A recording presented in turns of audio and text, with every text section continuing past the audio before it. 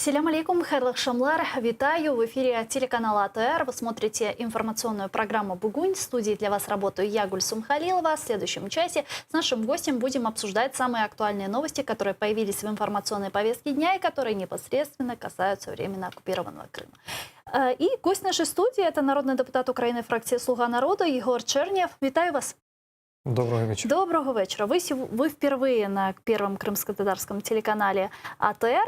И, конечно же, я хотела начать нашу беседу со следующего. Что для вас крымские татары? Вот ваше видение о крымско-татарском народе. Вы знаете, как-то не пересекался с крымско-татарским народом до, наверное, 2014 года, потому что я не так часто бывал в Крыму. Я сам родом из Бердянска, у меня самого было море Азовское. Ну да. Дом, поэтому на море... Азовское не черное? Но, тем не менее, да. Я достаточно редко бывал в Крыму, поэтому как-то не пересекался ни с крымско-татарским народом, ни с, к счастью, россиянами, которые там жили, потому что вот они запомнились больше какой-то такой немножко, знаете... наглости, что ли, вот как-то так это было. Но это вот в те еще времена. 2014 год для меня открыл все-таки крымско-татарский народ, ваших представителей, Рифата Чубарова. То есть вот то противостояние, которое какую абсолютно четкую позицию вы заняли в тот момент, ну, у меня это вызвало уважение исключительно.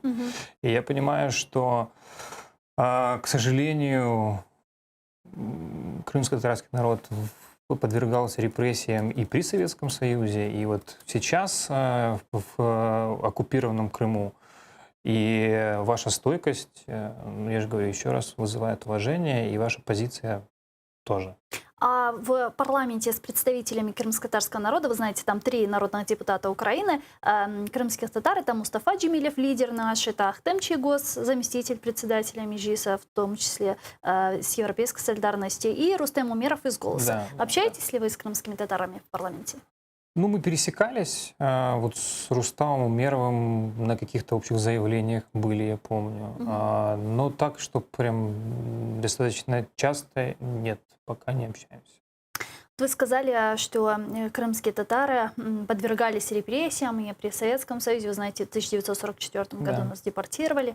Потом был долгий путь возвращения на родину в 2014 году. Это оккупация Крыма и продолжающаяся депортация в более гибридной форме. И крымские татары вот с момента провозглашения независимости Украины требуют реализации прав на самоопределение. Это создание крымско-татарской национально-территориальной автономии. Вы знаете, 18 мая президент Владимир Зеленский встречался с представителями крымско-татарского народа, с представителями Меджлиса, где поручил создать рабочую группу, которая бы занималась проблемными вопросами крымских татар. И основной вопрос, который нас сегодня волнует, это вопросы изменений в 10-ю статью Конституции Украины, внесение поправок. Вот как вы относитесь к созданию крымско-татарской национальной территориальной автономии? Готовы ли вы поддержать? На территории Крыма или где? Да, Юра, здесь, сейчас. Во что она должна вылиться? Что вы подразумеваете под вот этой автономией? Ну, то есть у меня вопрос, я понимаю, что... Ну, вы слышали вообще о идее создания крымско-татарского? Я слышал просто... Ну да, ну вот что вы думаете? Мне просто интересна ваша позиция. Она, скажем так, она у меня неоднозначная, потому что, с одной стороны, у нас есть опыт 2014 года попыток, скажем так, условного самоопределения террористических организаций, да, которые, я имею в виду ЛНР, ДНР и все остальное. С другой стороны, я понимаю, что крымско-татарский народ абсолютно имеет право на собственное, ну, скажем так, не самоопределение, а вот автономию, да, как Но это речь называют. идет о создании крымско-татарской национальной автономии в составе Украины. Конечно, Это не вот, идет речь, да, там об отделении конечно, или что-то. конечно, Крымские татары конечно. свое будущее видят исключительно в составе Украины. И это, я уже об этом говорил, в 2014 году вы абсолютно четко показали свою позицию. Я абсолютно понимаю, что в местах компактного проселения, ну вот это был Крым, да, необходимо создавать все условия, там, школы, да, с изучением крымско-татарского языка, культурные учреждения. Ну, то есть вот я правильно понимаю, что именно это является основной задачей вот этой вот... Ну, в первую очередь, крымские татары — это того, чтобы коренной народ, сохранить- вы знаете, да? Да, что конечно. коренной народ Крыма, который имеет право свое на самоопределение, ну и, конечно же, представление крымских татар во власти. Конечно, Мгм. конечно. Самоопределение в рамках государства Украины. Конечно, конечно. Ну, В составе Украины это крымско-татарская национальная территориальная... Конечно. основной посыл, который нужно Да, крымские содержать. татары видят свое будущее исключительно в составе Украины, и в составе Украины они хотят реализации своих прав на самоопределение. Да, абсолютно правильно. Ну, И то есть мне вот здесь, интересна ваша позиция. Вот здесь я о чем и говорю, что эти права должны быть соблюдены, должны быть реализованы на самом деле. То есть вот опять-таки, если мы раскладываем эти права на там какие-то конкретные вещи, да, это сохранение культуры, это школы с крымско-татарским, с изучением крымско-татарского или на крымско-татарском языке. То есть вот эти вот все составляющие, я абсолютно четко понимаю, что они должны быть Да, представлены. я просто вот хочу вам сказать, да, чтобы вы тоже поняли, крымско-татарская автономия, вот когда речь идет, это не Крым, да, который сейчас есть, не тот Крым, который был после провозглашения независимости Украины, автономная республика Крым, в котором был особый статус Севастополя, да, в котором располагался Черноморский флот Российской Федерации, в результате чего случилась, в принципе, оккупация Крыма. А это крымско-татарская национально-территориальная автономия не без всякого там Черноморского флота, без всякого влияния русских в составе Украины.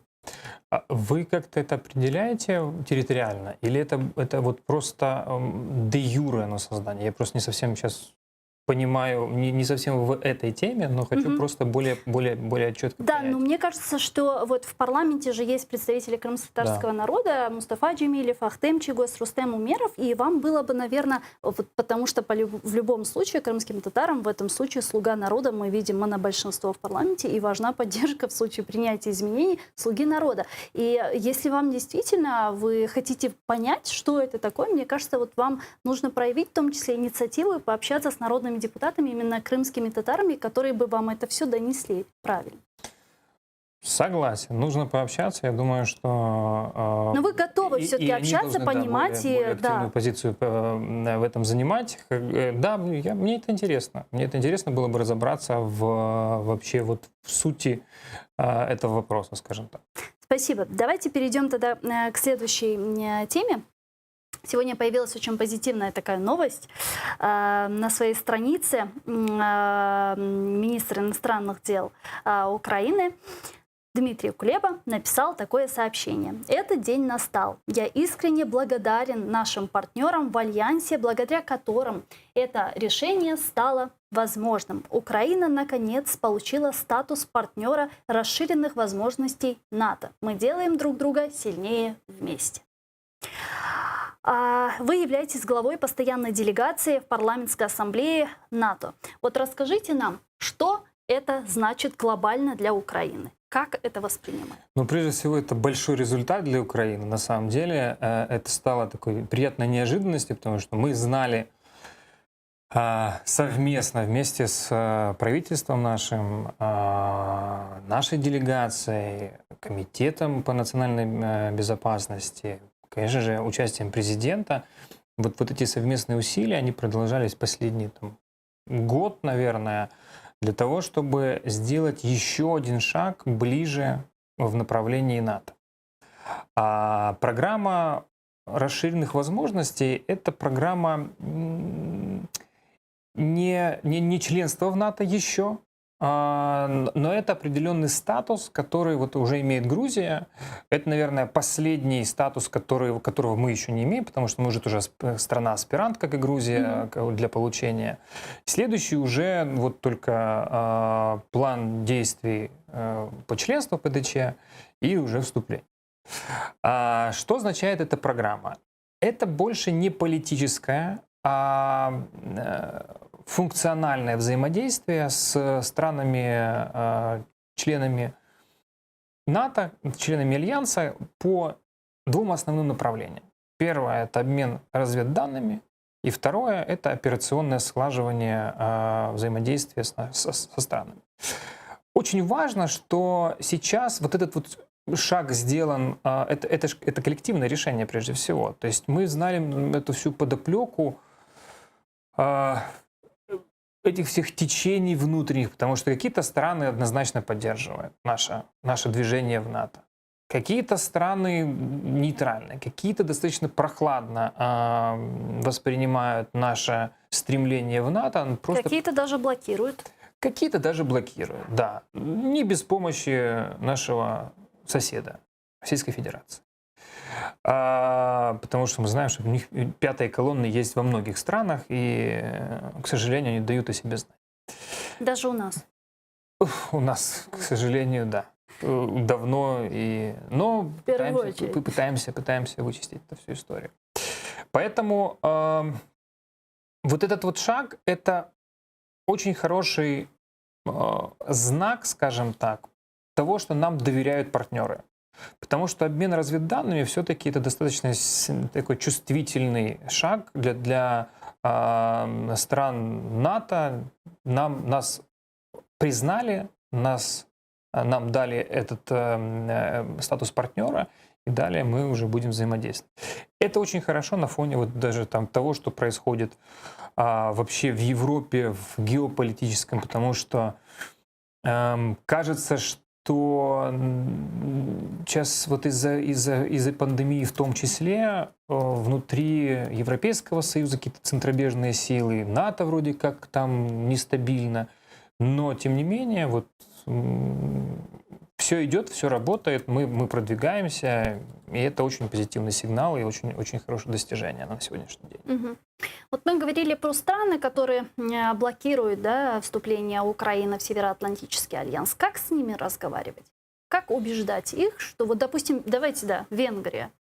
Венгрия накладывает вето постоянно. Как убедить Венгрию, что не нужно этого делать? Ну, вот здесь политика. Здесь больше, конечно, политика, потому что нужно понимать тоже вот эти все подводные течения, которые есть в том числе в Евросоюзе, в том числе во внутренней политике Венгрии. Например, сегодня президент парламентской ассамблеи НАТО Аттила Мистерхази – это венгр, но он из оппозиции. И он абсолютно четко поддерживает Украину всегда во всех выступлениях, касающихся Украины. Он делает акцент на том, что никаких смягчений санкций не может быть до возврата Крыма и контроля над территорией Донбасса. Что Россия – это агрессор, что должна прекратиться военные действия. Есть другие правящие политики в Венгрии, которые более пророссийские, которые более подвержены, скажем так, влиянию нашего соседа. И там уже, знаете, если вначале это был как вопрос... с этим бороться, да? Если вначале это вот, формально, на самом деле. Формально, потому что сейчас был вопрос по изучению на венгерском языке, да, в школах на венгерском языке. Это было... Мы внесли изменения еще в 2017 или 2018 году, внесли изменения в закон тогда принятый о том, что мы отложили переход полностью на украинский язык. Потом они начали искать еще какие-то поводы. Когда мы идем в рамках закона, идем на какие-то уступки, идем формально, мы это показываем нашим партнерам в Альянсе, и партнеры в Альянсе видят, что мы со своей стороны выполняем все условия. Тогда они, соответственно, подключаются и все-таки становятся арбитрами в этой ситуации. И я думаю, что решение, вот, ну, на самом деле, просто сейчас Венгрия немножко пользуется, конечно, своим положением и пытается затягивать этот процесс. Но я думаю, что вопрос будет решен. Как оцениваете перспективы вступления Украины в НАТО? Я скажу вот насколько так. приближает вот это решение, принятое сегодня, Ну, это очень хорошо. вступление на НАТО? Как я уже сказал, это очень хороший сигнал, потому что это означает, что страны, ну давайте так, в НАТО есть там основные страны, которые, в общем-то, принимают решения, да, там Штаты, Британия, Франция, Германия, и на них ориентируются уже там другие страны, которые, в общем-то, если США и Британия — это наши абсолютные партнеры, Германия с Францией немножко так прохладно относятся, то есть они, в общем-то, они оглядываются на Россию, потому что у них есть взаимоотношения, экономические взаимоотношения, торговые взаимоотношения с Российской Федерацией, поэтому у них есть... Хотя, с другой стороны, мы видим на деле тот же «Северный поток-2» был остановлен, но Германия не проголосовала, да, внутри себя по особым условиям. Поэтому здесь нужно подходить прагматично к этому вопросу на самом деле, то есть понимать, что мы можем дать НАТО, не только НАТО нам, а мы НАТО тем же странам Франции и Германии, например. Потому что просто говорить, что мы хотим, и мы вот там какой восточный форпост НАТО, и вот у нас здесь агрессор, да, это все правильно, но нужно быть нужным прежде всего. А мы можем быть нужными.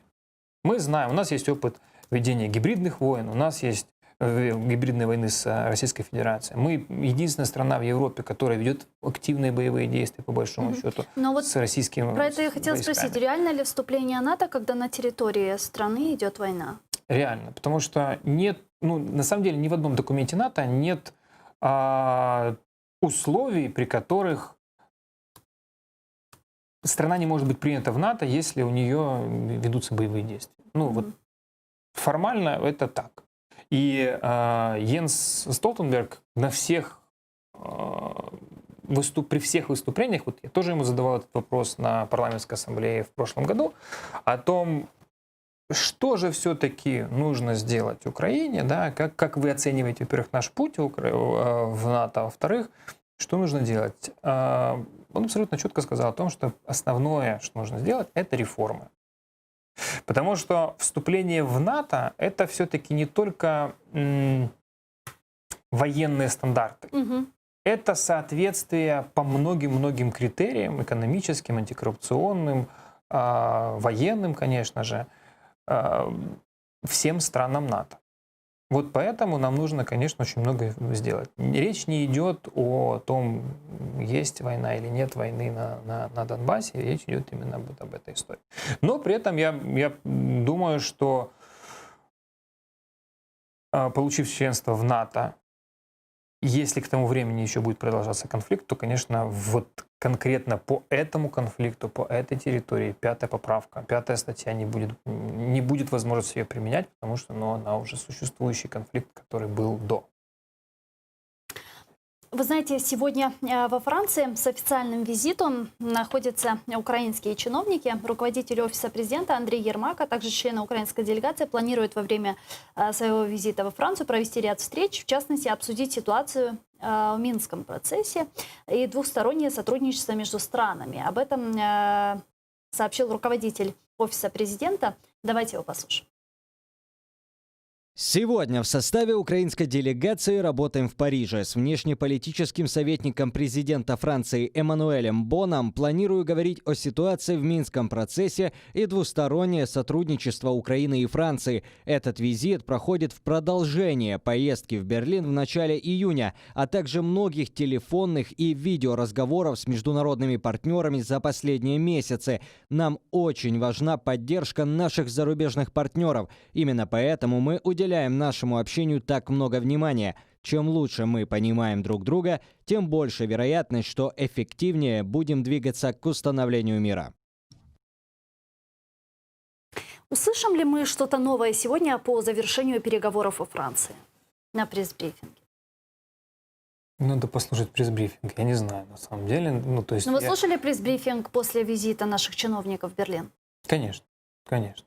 Ну вот тогда вы что-то новое услышали для себя? Я думаю, что, ну, тогда, во-первых, немножко другой был все-таки формат. Не, подождите, Ермак говорит, что визит во Францию – это продолжение визита в Берлин. Там, в принципе, формат не другой.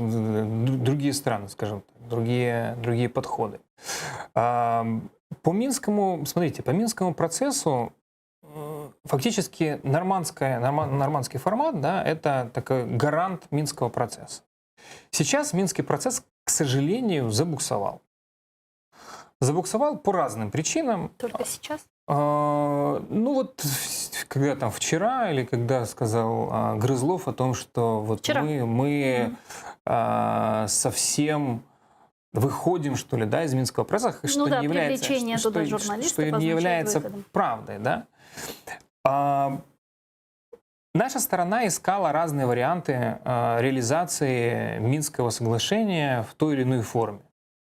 Иногда это были не самые удачные решения, например, тот же консультационный совет, против которого там, в том числе я выступал, потому что это никаких переговоров вот с террористами, именно с террористами, не может быть. Но сейчас нашли очень элегантное решение, при котором реализация 11-12 пункта Минских соглашений, который говорится о том, что некоторые законы должны быть и позиции согласованы с той стороной. Вот сейчас той стороной выступают наши граждане украинские, которые, там, Денис Казанский, например, которые вынуждены были покинуть ту территорию, и в позиции которых по отношению к Украине вопросов не возникает. Это, конечно же, разозлило российскую сторону, потому что российская сторона хотела, чтобы там были представлены такие, как Дейнега там, или какие-то товарищи с российскими паспортами, и они бы правили бал, или как они думали, правили бы бал, и рассказывали о том, что мы вот это не будем принимать, вот это на наших условиях, а вот здесь вот мы там должны. Ну что это меняет? Что именно? Вот присутствие наших украинских журналистов в трехсторонней контактной группе в Минске, тех, кто вынужден был переехать из Донбасса, и их привлекли туда, вы сказали. Но вот что это меняет? Как это выведет Минские соглашения из той стагнации, в которой они находятся? Смотрите, Минские соглашения состоят там из 13 пунктов, если не ошибаюсь, 13 пунктов. Да? А последовательность выполнения этих пунктов, она как бы не прописана. И есть пункты, в которых фактически тупик. Это, например, пункт о выборах, а до этого вопрос как бы границ, да, потому что у нас абсолютно четкая позиция, абсолютно кардинально противоположная позиция с Российской Федерацией. Она говорит вначале выборы, потом контроль над границей, у нас вначале контроль над границей, потом выборы. Вот здесь может быть как раз помощь Франции или помощь Германии, когда там после встречи в нормандском формате последней, если вы помните, на брифинге Меркель сказала о том, что нужно более гибко подходить к выполнению или пересматривать Минские соглашения. И вот в этом пункте они как раз должны быть пересмотрены, потому что сейчас позиция Российской Федерации, она вот такая. С другой стороны, есть вопрос, допустим, внесения особого статуса в Конституцию. И если раньше российская сторона на этом абсолютно четко настаивала и однозначной была, то сейчас они говорят, а мы со своей стороны однозначно заявляли о том, что не будет статуса особого закрепленного в Конституции. Закон, на уровне закона, окей, давайте. Они говорили, а какие... Вначале они говорили о том, что нет только Конституции. Сейчас уже идет на уровне ТКГ Вопросы, хорошо, какие вы можете дать гарантии о том, какие там предохранители, о том, чтобы этот закон не был изменен. То есть они уже рассматривают варианты не внесения в Конституцию, а именно вот в таком Ну, смотрите, формате. если говорить о пунктах и о последовательности выполнения Минских соглашений, первый пункт Минских соглашений — прекращение огня на востоке Украины не выполняется. Не Соответственно, говорить о выполнении других пунктов невозможно и нереально, пока не будет выполнен первый пункт, правильно? Прекращение Нет, ну огня. почему? Даже Есть- разведение войск не помогло. Есть пункт, в котором говорится обмен пленными, и он может быть выполнен и вот в такой ситуации, да, то есть все декларируют, они декларируют, скажем так, о том, что мы прекращаем огонь, но тем не менее постоянно нарушается вот этот самый Мгм. принцип тишины, режим как- тишины. Да, а как выйти из этой патовой ситуации, когда Украина настаивает на том, что сначала вы останавливаете огонь, устанавливаем контроль Украины над украино-российской границей, и только потом проведение демократических выборов под наблюдением международных каких-то мониторинговых миссий, да, выборов на Донбассе. Тогда как Россия, как вы сказали, просит абсолютно противоположное, да, сначала проведение выборов, потом уже установление контроля, демилитаризация и так далее. А как выйти? Можно ли вообще здесь найти какой-то компромисс? И, как вот вы сказали выше, Меркель сказала, да, проявить гибкость. Вообще здесь можно проявлять гибкость? Ну вот смотрите, здесь я вижу два пути. Первое, это, конечно же, мастерство наших дипломатов, которые все-таки вот тот пример о внесении в Конституцию или не внесении в Конституцию, это вот их задача, их результаты, их заслуга, пока идем по такому пути. Что касается границы в начале, а потом выборов, то здесь, конечно же, нужно обращаться к гарантам выполнения этих Минских соглашений. Это странам нормандской четверки, Франции, прежде всего, и Германии, которые со своей стороны могут... Наша задача показать выполнение с нашей стороны и готовность выполнения этих пунктов с нашей стороны. И она есть на самом деле. И это видят и Франция, и Германия. Поэтому давление с их стороны на Российскую Федерацию, чтобы они выполняли условия, я думаю, что это основной, в том числе и через санкции, на самом деле.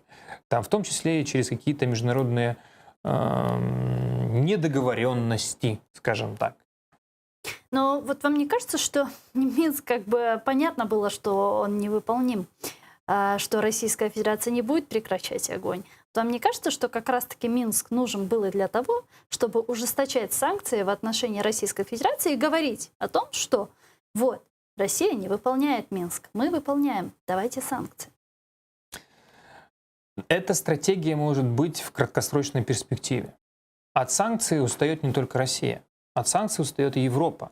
Особенно во время вот этого коронавируса, пандемии, падения экономики. И это тяжело. И мы себе не можем позволить надеяться только на то, что Европейский Союз просто потому, что мы заморозили вот в таком состоянии, не выполняя Минск, эту ситуацию, что она просто будет продолжать Это не санкции. Украина ее замораживает Россия, не прекращая стрелять на Востоке. Ну вот я говорю о том, что с нашей стороны поэтому должны выполняться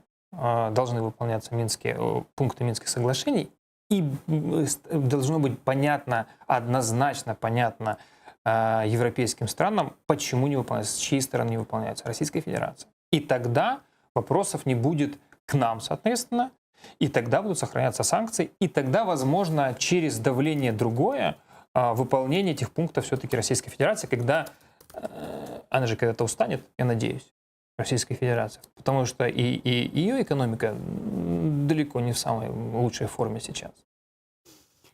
Про Крым хотела еще вас спросить, потому что, вы знаете, на брифинге в Берлине, который тогда состоялся, Дмитрий Кулеба сказал, что Украина начнет обсуждение создания какой-то международной платформы по неизбежной деоккупации Крыма. Вот как вы себе это видите? Какая это может быть платформа? В каком формате, в каком составе, возможно, стран, организаций может существовать эта платформа? Ну, смотрите. Можно по-разному к Минску относиться, да, но по Донбассу хоть что-то есть. А Крым? Буквально вчера у меня был скайп-колл нашей части нашей делегации с Маршалл-центром, представителями Маршалл-центра штатовского, и там были несколько сенаторов, в том числе Джерри Коннелли, который является главой парламентской ассамблеи, главой делегации парламентской ассамблеи в парламентской ассамблее НАТО от США. Он, например, абсолютно четко заявил, потому что мы, когда, особенно вот с начала карантина, мы всегда, когда общаемся с представителями стран НАТО, парламентариями стран НАТО, с президентом парламентской ассамблеи, мы всегда говорим о том, что, ребят, сейчас пытается Российская Федерация рассказывать о том, что вот в такой сложной ситуации нужно бы санкции как-то сократить, уменьшить, нам тяжело, вот у нас страдает из-за этого население и так далее. Позиция Штатов абсолютно четкая. Санкции были введены как реакция на оккупацию Крыма. Санкции могут быть сняты только при условии деоккупации Крыма и возврата Крыма в состав Украины из состава Российской Федерации. Да? Выведение. Поэтому я думаю, что, конечно, на этой платформе должны присутствовать Соединенные Штаты Америки. Конечно, должны быть Британия. Это такие наши стабильные партнеры, которые занимают абсолютно четкую позицию. Ну, плюс это страны-подписанты Будапештского меморандума. Это отдельный вопрос, который, я думаю, что нужно поднимать. США и Британия подписали Будапештский меморандум. Конечно. Вообще вопрос Будапештского меморандума, мне кажется, что нужно поднимать все-таки все чаще и все выше, потому что, ну, вот снова-таки, мы это поднимаем на парламентской ассамблее НАТО. Потому что были гарантии. Вы лично поднимаете на парламентской ассамблее НАТО вопрос Будапештского меморандума? Конечно. Более того, мы внесли в один... Каким образом работает парламентская ассамблея? А что вам говорят, хотя бы кулуарно, вот те, кто там присутствует, что вам говорят относительно Будапештского меморандума? Почему страны, которые гарантировали нам нашу территориальную целостность, не могут нам ее обеспечить? Которые выступили гарантами, на нас напали? В том числе Ничего. Российская Федерация. Но была, эта страна подписант Будапештского меморандума тоже. Она на нас напала. Да. Почему должным образом не реагируют на это? Что говорят вам? Пытаются уходить от ответа на самом деле обычно вот по Будапештскому меморандуму, потому что для всех понятно, что это неправильная позиция, это не выполнение своих же обязательств. Да, там, США и Британии. Я думаю, что именно поэтому у них такая жесткая, четкая, понятная санкционная политика по отношению к Российской Федерации и там, поддержка нас. Потому что они понимают, что они, ну, скажем так, в долгу перед нами по вот этому Будапештскому меморандуму. При этом всем, вот я же говорю, мы абсолютно четко внесли в один из докладов. Там готовится доклад по направлению. Направление было... Доклад был о ядерном вооружении, вообще о ядерных программах и так далее. И вот мы как раз в этот доклад внесли о том, что мы со своей стороны отказались от ядерного оружия, потому что была гарантия, но гарантия не выполнена. Это поддержали все страны, но на самом деле... То есть это еще одно напоминание было о том, что не выполнены условия. Недавно появилась новость, что республиканцы Палаты представителей Конгресса Соединенных Штатов Америки выступили с предложением ввести беспрецедентно жесткие санкции в отношении Российской Федерации, Китая и Ирана. Об этом говорится в докладе «Укрепление Америки и противодействие глобальным угрозам», опубликованном влиятельным партийным комитетом, в который входит около 150 конгрессменов. Среди прочего, предлагается способствовать отключению России от системы SWIFT. Давайте послушаем. Санкции фактически отрезали бы российский бизнес от мировой финансовой системы, поскольку большинство международных платежей протекает через SWIFT. Это также усложнит российским нефтяным компаниям обработку своих американских выплат за нефть. Оперативная группа рекомендует разработать процесс, предполагающий отмену санкций лишь в случае, если госсекретарь может подтвердить, что Россия выполняет Минские соглашения, прекращен огонь на востоке Украины, выведены российские войска и восстановлен полный контроль Украины над своими границами. Ну, а с нами сейчас на прямой связи народний депутат України 8-го скликання Владислав Голуб. Вітаю вас. Вітаю. Да. И вітаю Егора. Витаем. Ну что Добрый ж, день. вы услышали сейчас заявление конгрессменов Соединенных Штатов Америки, которые выступают с предложением ввести вот такие беспрецедентно жесткие санкции в отношении Российской Федерации. Там и говорится об введении санкций относительно Сбербанка, Газпромбанка, много других еще банков, ну и плюс отключение Российской Федерации от международной системы SWIFT. Насколько это реально? Смотрите, идея отключения российской финансовой системы от системы международных финансовых платежей SWIFT, она не нова, она давно уже на самом деле витает в воздухе, ее неоднократно обговаривались. И мы, в частности, как бы там депутаты прошлого созыва, я там в паре поднимал эту тему, что это был бы, наверное, один из самых эффективных санкционных механизмов, потому что это, просто, грубо говоря, остановит любые, банковскую систему Российской Федерации, а, соответственно, повлечет за собой абсолютное ослабление экономики, и тогда может действительно те санкции, на которые сейчас наложены на Россию, они действительно сработают.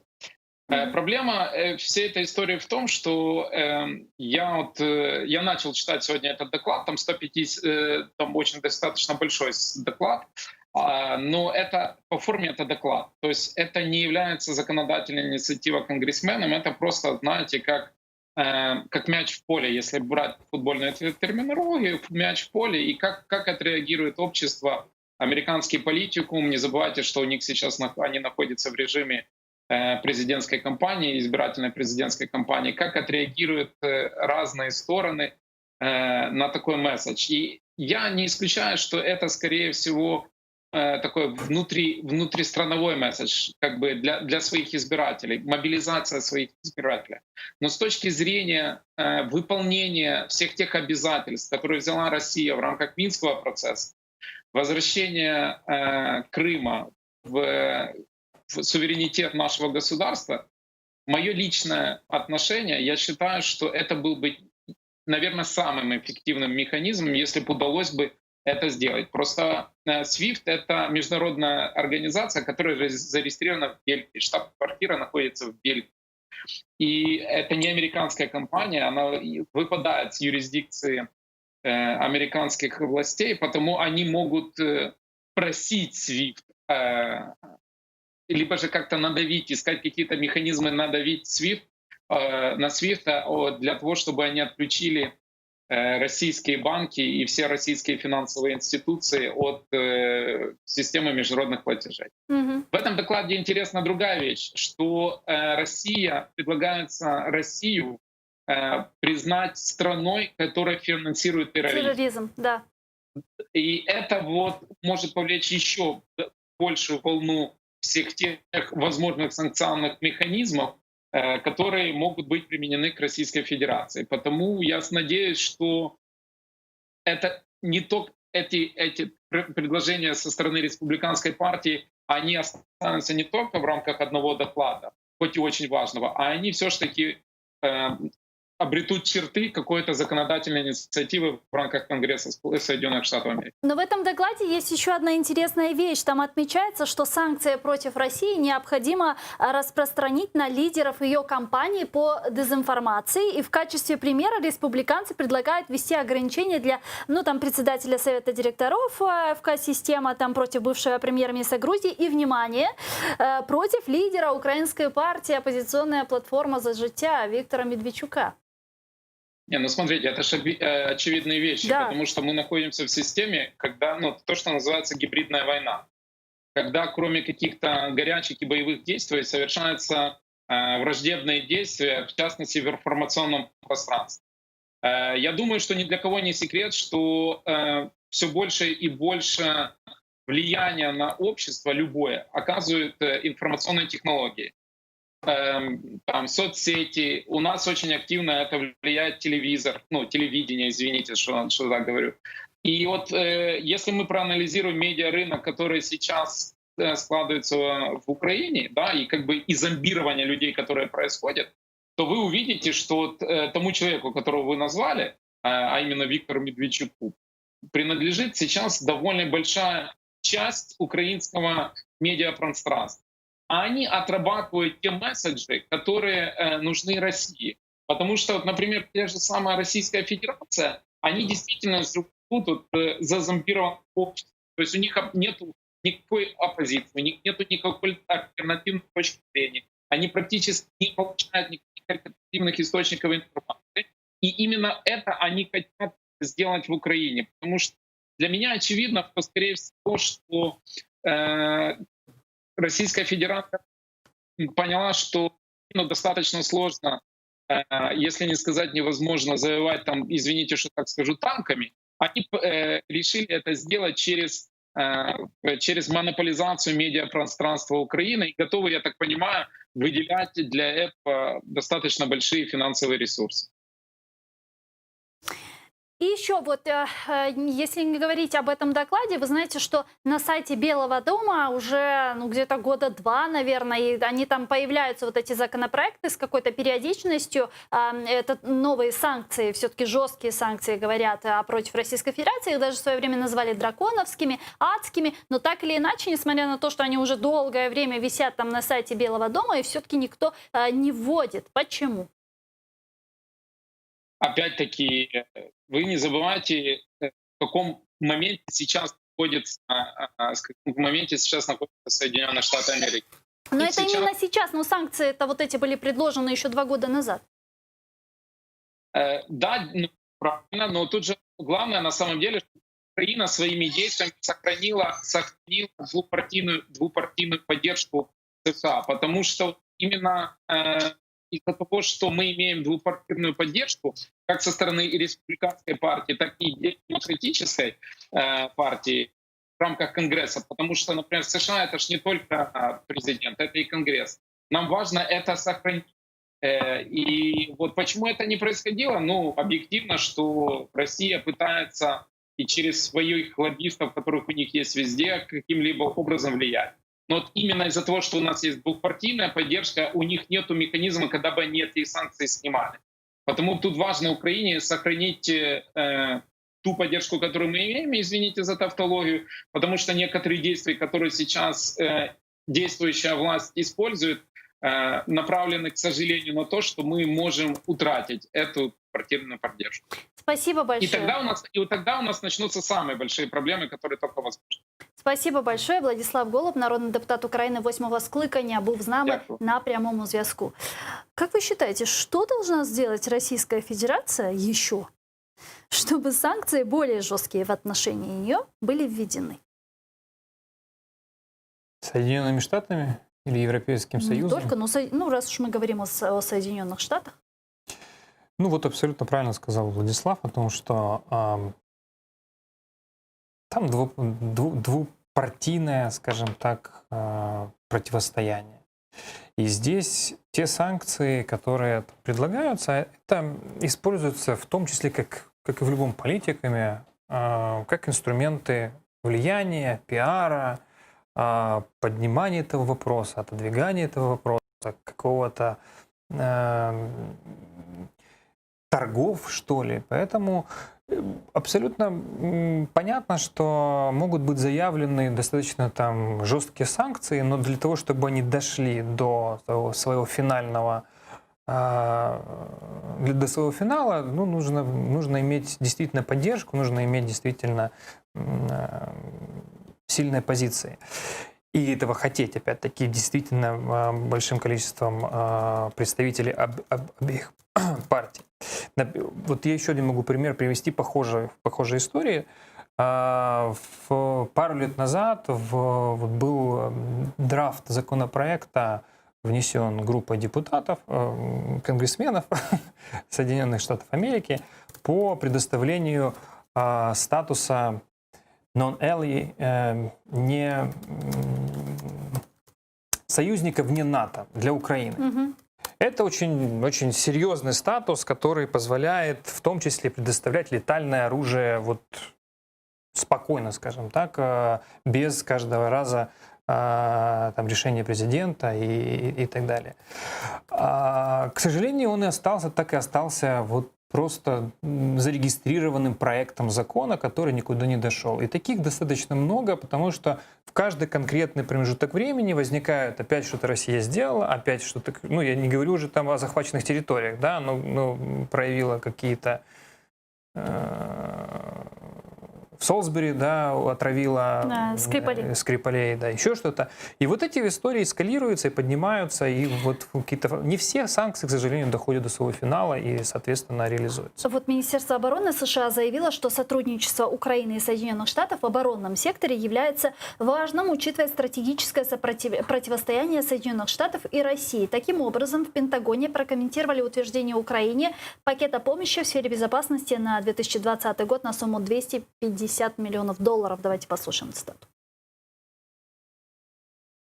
Министерство обороны объявило сегодня о своих планах выделить $250 миллионов США в рамках инициативы по поддержке безопасности Украины на финансовый год 2020 года для дополнительного обучения, оборудования и консультативных усилий, направленных на усиление способности Украины более эффективно защищать себя от российской агрессии. Это подтверждает давние оборонные отношения между США и Украиной, важнейшим партнером на переднем крае стратегической конкуренции с Россией. Соединенные Штаты по-прежнему твердо поддерживают суверенитет и территориальную целостность Украины в пределах ее международно признанных границ.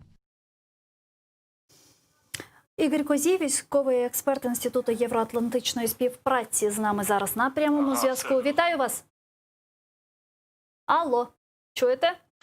Да, доброго дня. Да, доброго дня. На что пойдут эти $250 миллионов?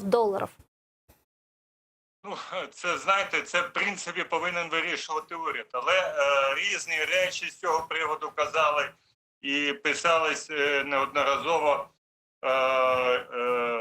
Казались про, якщо ви пам'ятаєте, і катери, і казали про фактично зразки новітніх радарів.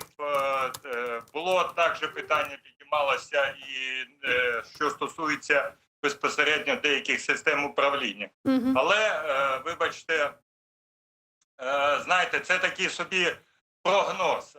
Що реально ми з вами отримаємо, це дуже важко сказати, тому що, наприклад, десь 2 дні тому була ціла дискусія відносно Марк 6, це бистроходні катери, які фактично ми хочемо отримати не безкоштовно, щоб ми правильно зрозуміли, від уряду Сполучених Штатів Америки. І ми вдячні і урядові, і президентові, і Конгресу США за таку допомогу. Разом з тим ми повинні чітко зрозуміти, що нам треба переходити і використовувати для цього, в тому числі Будапештський меморандум, на інший крок розвитку нашого стратегічного партнерства. Це, на мій погляд, ми могли б домовити, що 10 катерів, наприклад, ми закуповуємо, а, наприклад, інші 6, вони можуть стати, як, знаєте, початковим етапом побудови їх на кораблебудівельних верфях Миколаївської, Херсонської чи Київщини. І це дуже важливе питання, тому що крім зовнішньої загрози, зовнішня загроза, вона базується на сепаратизмі всередині країни. Саме південні регіони, вони, ви розумієте, підпадають під це. Тому ми повинні чітко розуміти, що нам треба давати зайнятість населенню, нам треба давати економічний розвиток цих регіонів для того, щоб сепаратизм не знаходив почву для зростання в цих регіонах. Це дуже важливо. Дякую вам. Ігор Козій, військовий експерт Інституту євроатлантичної співпраці, був з нами на прямому зв'язку. И последнее, что я хочу вас спросить, финальный вопрос. Вы знаете, недавно премьер-министр Денис Шмыгаль заявил, что возобновление водоснабжения в оккупированный Крым пока не стоит на повестке дня. Но Российская Федерация, как оккупант, не выполняет свои обязательства, потому что этот вопрос чувствителен. Ваша позиция относительно возобновления водоснабжения временно оккупированного Крыма. Нужно ли подавать воду в Крым? Или нет? Нет, не Почему? может быть. Ну, потому что Крым оккупирован, это оккупированная территория, мы будем оккупанту подавать воду. Ну, на самом деле здесь эта позиция однозначная. Моя однозначная позиция, по-моему, президента тоже однозначная позиция. Он почему-то этот вопрос поднимается периодически, но вода в Крым может быть поставлена только когда Крым станет украинским. Все. Спасибо большое.